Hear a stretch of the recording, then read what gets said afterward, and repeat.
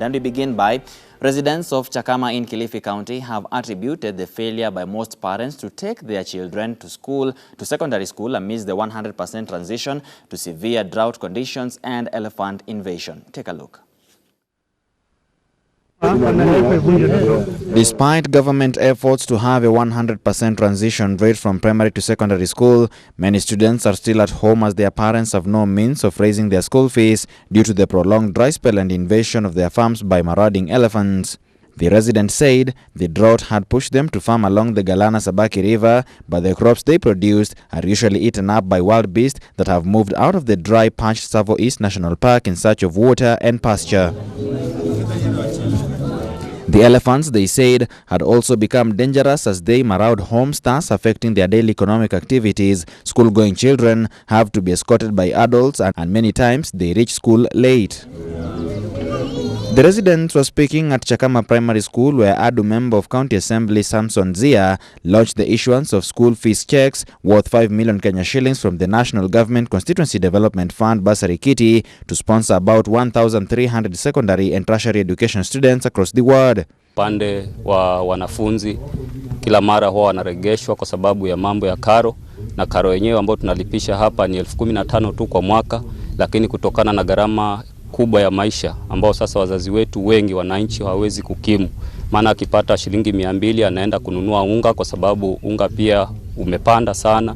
Ndovu akiua mtu hapa Chakaula hakuna sote tunataka kuchikwa leo. Sasa tunashindwa kuelewa. So naomba serikali tafadhali swala la ndovu liweze kutiliwa manani. Mambo na chakula, kama itawezekana serikali isaidie mambo ya chakula, kwa sababu saa hii hakuna shamba hapa Chakama location inalimwa. Hakuna hata mmoja ambaye analima saa hii. Sasa hii tumebaki kutegemea madukani na ni pesa. Na pesa hatuna kazi ambayo tunafanya hapa mpaka tulime tupate pesa, hatuwezi lima. Tuko na shida huku kwetu kwa sababu ya karo za shule.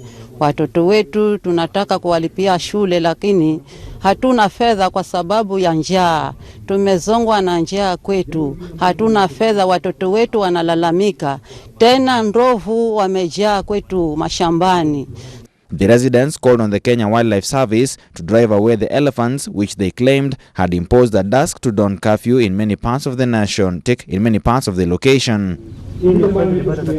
Mr. Zia pleaded with the Tourism and Wildlife Cabinet Secretary Penina Malonza to personally intervene and save the residents from further distress, claiming that KWS officers had failed to address the matter. Nimejaribu kuwasiliana na tapi ya KWS ili kuweza kukabidhi, lakini wao pia nao wako na changamoto zao, kwa sababu ukiwapigia simu mara wanasema kwamba gari imeharibika, ukiwapigia simu wanasema kwamba hawana mafuta. Changamoto ambayo ninawapatia serikali, na waomba muondoe hawa ndovu mara moja. Raymond Musinda Charo, the chief of Chakama location, said the government had done its best to achieve the 100% transition from primary to secondary school, but noted that drought and the elephants had affected the efforts. Changamoto bado tuko nazo kwamba Chakama imeathiriwa na ukame na pia hali ya wanyama pori, lakini tunajizatiti.